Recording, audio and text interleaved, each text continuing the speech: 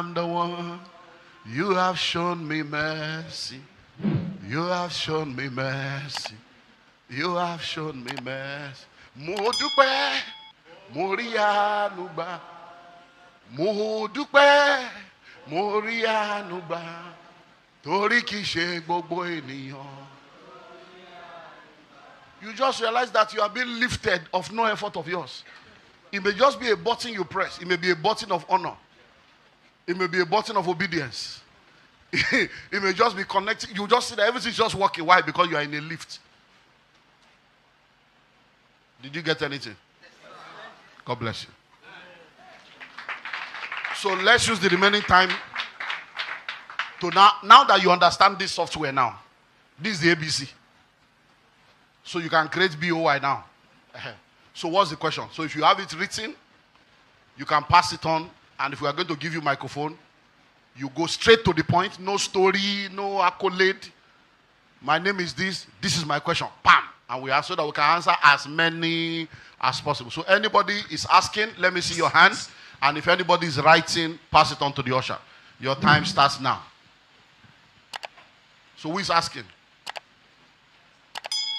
Anybody else? Okay, there's no hands up. Okay, is anybody writing?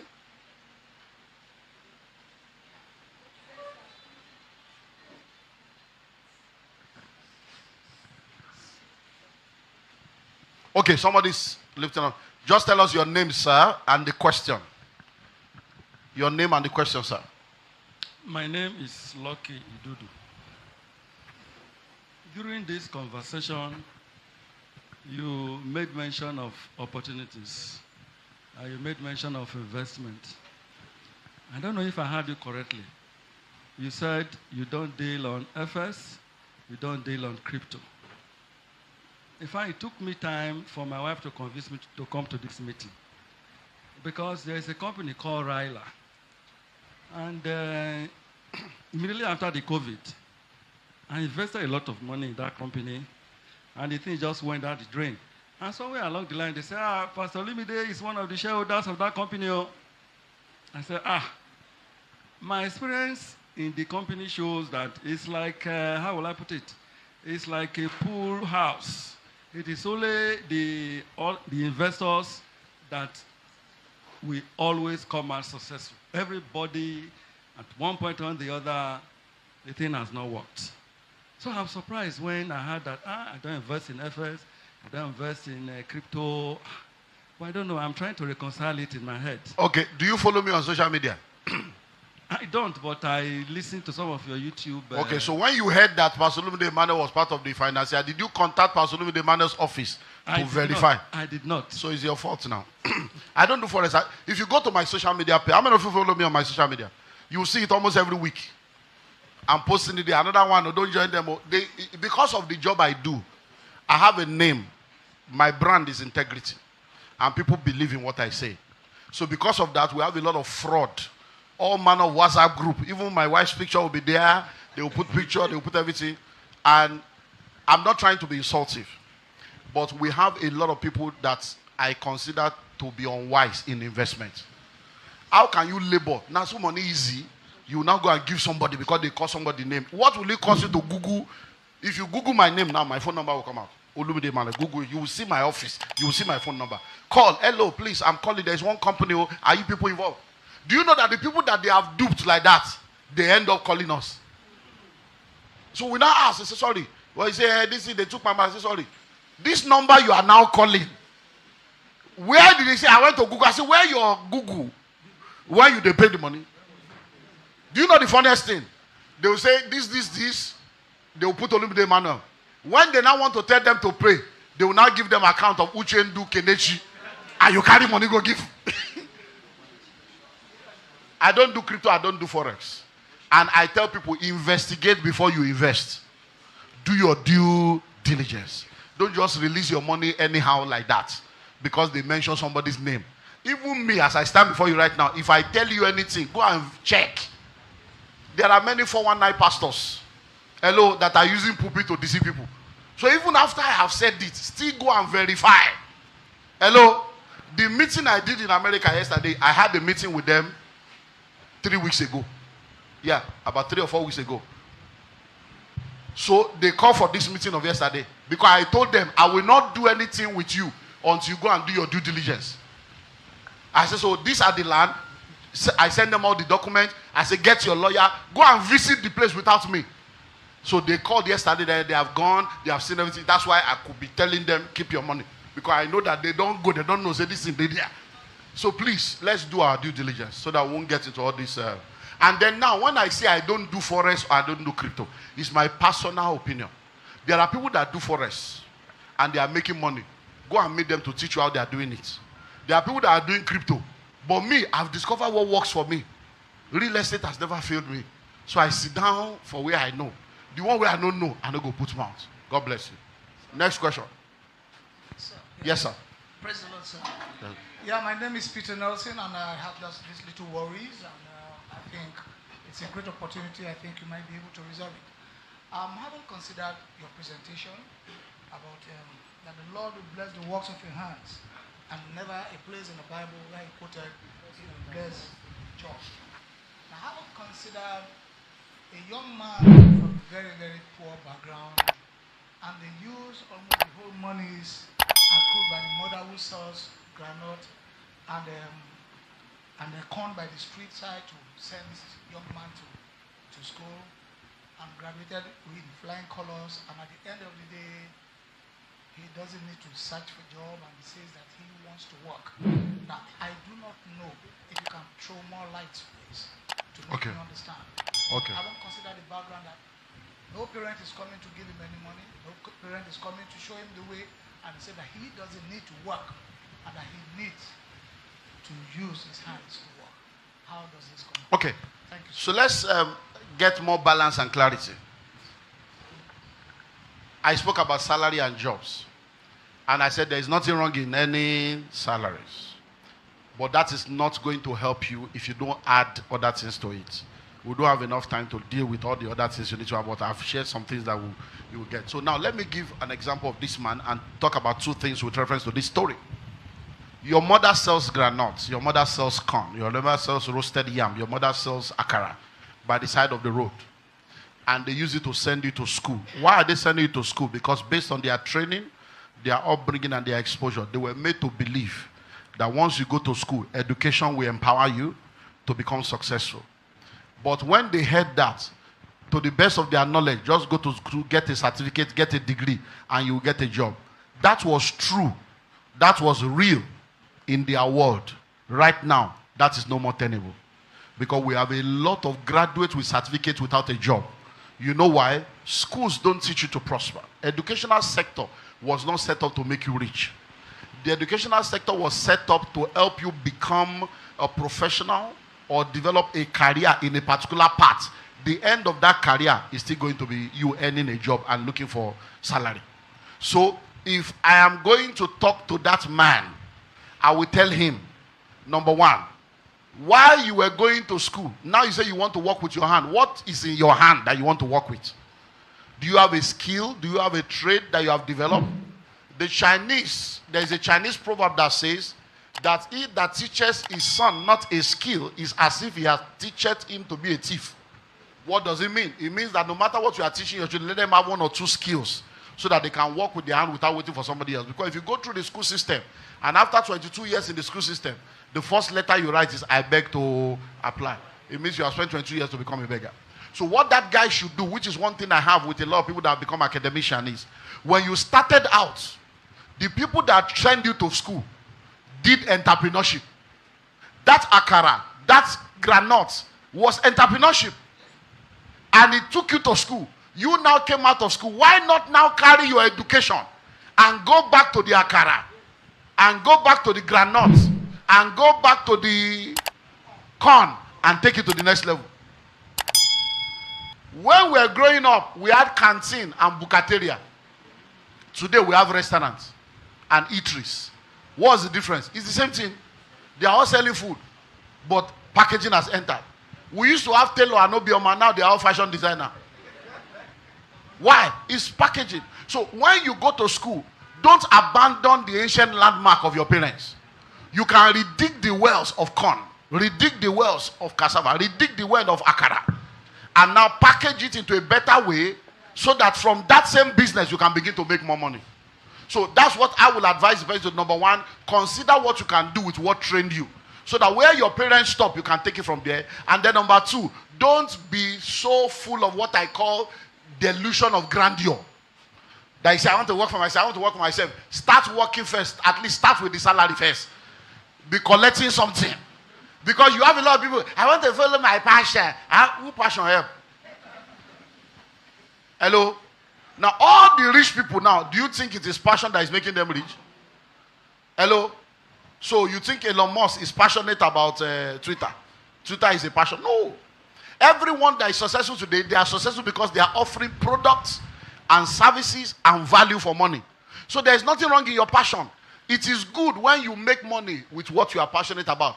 But one thing about passion is passion does not pay early. But when it begins to pay, you can pay for life. So while you are waiting for your passion, keep your passion by the side. Don't abandon your passion, but get a job. Carry your certificate, get a job, be collecting salary first. I want to work for myself. I want to work for myself. Which work? Start with somebody's work first. And then be doing that your own by the side until your own can show that you can work. Or else you will end up in poverty. Hello? Are we good, sir? Thank you. Yeah. Okay. Thank you, sir. My name is Lazarus Soyaka. Okay. I own a security company, and we're still young in the industry. My question goes to, we want to expand. We have an opportunity from the banking industry, and there's an opportunity of those who want to partnership with us. And the question is, which do we go for? Which opportunity now will you advise we key into in order to remain in business and expand and get that result that we want? Thank you. Okay. It depends on the terms of both opportunity. To the best of my knowledge, my personal bias, I don't believe in banks. It's my personal opinion. I'm not God. So you don't have to. It's not, and I'm not saying you should believe it. I'm just telling you my own personal bias. I don't believe in banks. Why don't I believe in banks? Because banking in Nigeria is not the way banking is supposed to be. Do you understand? And many people don't even understand that banking in Nigeria, there are different banking licenses. There are microfinance banks, there are commercial banks, there are infrastructure banks. So when you are going to bank to collect money, most of you either go to microfinance or you go to commercial bank. Microfinance bank can destroy your business because microfinance bank is for micro lending. You just want to borrow money for 2 days, 5 days, 1 month, not for 1 year, because when you are collecting loan from microfinance at 5%, that's 60% per annum. Which business you want to do, we will give you the 60% to pay them. When you are going to commercial banks are not charities. They are not there to help you. They are there to make money and increase the bottom line. And commercial bank will charge you somewhere around 30% right now. So when you want to get money, depending on what the other people are asking for, I will say you should explore it, and I will talk more about that. So when you talk about commercial bank, the kind of business you do also determine whether you should actually use commercial bank, because they can give you a line of credit that is not really a loan, but it's a line of credit that you can draw on when you need. So for instance, if you're in oil and gas, where you can just get, or you are a school owner, where you own a school, when students pay, money will come in, you buy, so you can use the bank. Because at that point, you have a fixed return. You are sure of what is coming. But when you are doing a business where there are probabilities you cannot control, then it's better to get in investors so that you can share the risk. Now, when you have people that want to partner with you, there are 4 levels that people can partner with you on. I'll speak about 2. Number 1 will be people that just want to invest in your business for a return. Or they want to invest in a project and share profits. So, investing in your business for a fixed window of time and get a return is called a debenture. So, somebody can say, okay, my brother, okay, I can give you 10 million. In 1 year, how much will you give me? So, that's investing for a return. Somebody can say, okay, this particular equipment you people want to buy now, you want to buy and sell. Okay, let's partner on this one. We'll bring in the container together. When you sell, we'll share profit. That is investing in the project. But number 3, I said I will give only 2 because you people didn't pay. So I don't know why, this is a free meeting. Well, let's just give it. So one more is what we call equity investor. That means you want to buy shares in your company. But I will advise you, when you are starting out, don't sell equity. Because you will sell it cheap. And you may be selling the future of your business. But if you know, so when you start your business, you have 100% equity. If you know that equity you want to sell can help you to really scale up fast, then you can sell 10, 20%. So it will be 80, you sell 20, then you get good money that can help you to stabilize, and you are still the majority owner of your business. So what are the terms of those people? It is those terms you will look at to know whether that's what you should go for, and terms of the bank. So you need to do that to now make your decision. God bless you. Sir. Your name and your question. Engineer Kumui. The question goes about real estate. How in any way all these real estate firms knows the authentic ones, the ones that are really genuine? Because I've had different encounters don't let me mention their names, and I've seen you having the meetings, being in one of them in the seminar with him, where I end up like these guys didn't meet up the expectation. So how do we go? Because what may I do as an engineer, I have to tell people when they come to meet me, and this estate is selling this, is selling this. I tell them, this is my experience. I would advise if you could have access to a place where you have one-on-one relationship with Omonile, to avoid buy and pay from this real estate firm. You can pay 17 times, you can pay so time. At the end of the day, it was a flop. Okay. So when I answer questions, I try to give us other broader perspectives so that we can all have clarity. Number one, please listen if you're a business person. In this Nigeria, I don't know about any other country. In this Nigeria, you can do everything right and still be wrong. If you don't agree, no problem. Later, you will agree. In Yoruba, when you enter market, in this Nigeria, you can do everything right and still be wrong. Why? Because there is no justice in the country. Why? Because the country is chaotic. When you talk about land, we have what we call the Land User Act. So as far as this Nigeria is concerned, every land is domiciled under the authority of the government. But government does not own any land. It is human beings that own land, that are called indigenes. So when you are a real estate company and you want to buy land, the first thing I will advise you is come to people like us that are, practitioners of the deal to tutor you on how it should be done. Because majority of the people in real estate today, by the grace of God, I train them. Many of them, as a pastor now, I have members. In the headquarters alone, we have thousands of people. Tomorrow, thousands will gather. But I know that out of all those 3,000 people, all of them are not normal. But I'm their pastor. It doesn't mean that I'm not normal. I'm a medical doctor. I have 3,000 patients. Some of them are responding to treatment. Some of them are not responding to treatment. We are still hoping that their story will change. So most of these real estate people, some of them are sincere, but they are sincerely wrong. So they have entered into trouble. And to come out, now God will help them. Now, some of the troubles that they get into, because I want to answer his question from the full picture to now zero into his question, is in Nigeria today, you can buy land from a family, pay all the money, do all the documentation, carry that document to government. Government will verify everything. And 7 years later, the same government will come back and tell you they are the owner of the land. So if you are bought from that company, they sold to you, they gave you document, and government came 7 years later to say they want to use the land.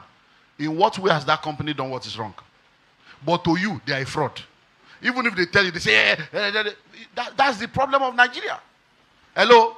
So I can tell you stories upon stories upon stories of land that you go to government to go and search. Say, this land, is it free?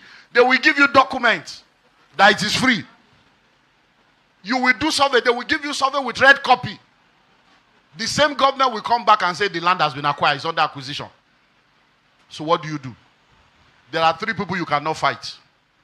Government, God, and gun. You can't fight God, you can't fight government, you can't fight gun. Or else you may lose your life in the journey. Hello?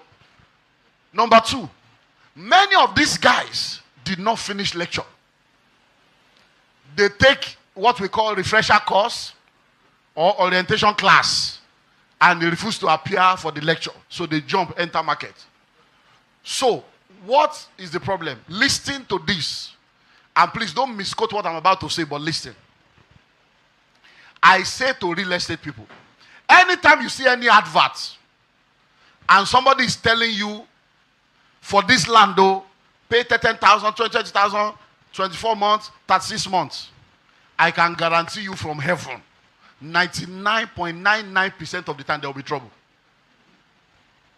Because there is no land in Nigeria that you can live for 3 years and it will still be there. So if somebody is telling you to pay for 2 years, 3 years, you too think the land is in a bush, the guy is living in the keja. Why you are paying for 3 years? Who will be in the bush washing the land? So by the time that 2 years reach, both you and the guy, he go shock you. So the guy is not a bad guy, but he doesn't understand the business. He's sincere, but he's sincerely wrong. Point 2, any human being that cannot pay 500 kish, korale, 1 million kish, korale, or 1 million twice to pay and buy land, that has to be paying 20,000 for 2 years, automatically poverty is in place. That person may never be able to build. Because you can't build instrumentally 20,000. When the man finished paying for land, he can't do documents. Government does not collect instrumental for survey. So where the problem will come, sir, is after they have now collected your money, the land is secure. They now tell you, come and pay for documentation. You say you don't have money. You tell them, let me pay small, and you can't, that's where the business will scatter. Because anybody that cannot pay 1 million cash to buy land, he can't build. So many of those lands are now bought and left. 7 years later, it's still there, and encroachments are happening. So to now wrap up, anytime you want to buy any land, do your due diligence. Go to the office, check the owner of the company, check their track record, go to the land, visit the land, get the documentation, get your lawyer, do verification, then you pay. That will help you. Why? If you buy a land from somebody and they give you all the documents, your lawyer went and saw that all the documents is genuine, and 4 years later, government said there's no document, you will be able to join the company to fight government because you yourself, you did your due diligence. But if they are the only one that did it and they are telling you, you will say it's a lie because you will not believe them because money has left you, but you didn't have the kind of information that they have. So land matter in Nigeria is a lot. I'm in the industry. While there are a lot of fraudulent people, there are a lot of issues with Nigeria that only God will help us. So do your due diligence because so that you don't go and buy fake land. Because there are people that are selling farmland. They know it's a farmland. They have not done ratification. But they are selling to you as estate land. It's a problem. There are people that don't have land anywhere. They will just go and lease a land from a family. Put signboard there, carry caterpillar, wear helmet. Go on radio, sell land, carry money, go to Canada. And there is no more company. So God will help us. Yes, sir. Okay, sir. My name is Ezekiel Joseph. Sorry, I'm not checking time. Let me know when my time is up. Oh. Yeah. My name is Ezekiel Joseph. Okay. So in this subsidy age in which we find ourselves in Nigeria, probably as a manufacturer, how do I maintain product quality after reducing production costs? How do I maintain product quality? Now, I said it before, I'll say it again. You can do everything right and still be wrong in Nigeria. Because in Nigeria, the policies are not consistent. And the inconsistent policy and the inadequate infrastructure has destroyed a lot of manufacturing companies. So what I will advise you as a manufacturer is to go into what we call market segmentation and product differentiation. Market segmentation and product differentiation. So have 3 qualities of your products. You say you want to do high quality. Some people don't have they don't want the high quality. It's cheap they want. So have Pick and 3 crowns. You know it's the same company. Have Pick and 3 crowns. So come up with product differentiation. Your product is soap or your product is water. Have the same water, 3 levels. 1 in big bottle, 1 in small bottle, 1 in sachet, 1 in slimmer. So that you have different options at different prices so that everybody can jump in. In those days when we used to buy Milo, papa, Ovaltine, we used to buy what they call babasala, big one like this. Nobody they buy them again. Everybody's buying sachet now. You cut the product according to the market. That's number 1, product differentiation. Then you do market segmentation. You need to have what you call mass market and niche market. There are people that it is that quality they are looking for. Have a quality product for them and market it to that demography or group of people. Have a different place. Then the one that is mass, go to mass market and market to mass. That's how you survive Nigeria. Because Nigeria, it is well. How do you raise capital to start a business? Okay, if you get the book, School of Money, there's an entire chapter on that, but let me help you with about 5 or 7. Please listen. When you talk about capital, the first thing is that many of us are thinking money. There are 10 kinds of capital. Money is just one of them. So the first thing to do is to use your existing capital, which is not money. You are alive, you are a capital, human capital. You have an idea of what you want to use the money to do. That idea itself is a capital. It's called ideas capital. You have goodwill. You have social capital. People know you. You have friends. You have family. That's social capital. So there are so many capitals that you have that you don't really need money. Because most of the time, it is actually better not to have money. Because when you have money, you waste it and later realize that, if I know what I know now, it's better. So start with what you have from where you are and grow organically. That being said, few things you can do to raise money is number 1, personal savings. Everybody should save money regularly. Everybody should save a minimum of 10 to 20% of all their income. So if you save 20% of all your income, you have money. Because you must have a skin in the game. No one will believe in your dream more than you. And the proof of your belief is your personal investment. So if you need 1 million, how much are you bringing?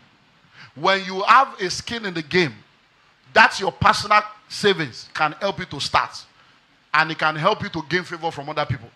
If someone comes to you now and said, I need 500,000, you will ask them, so how much have you gotten?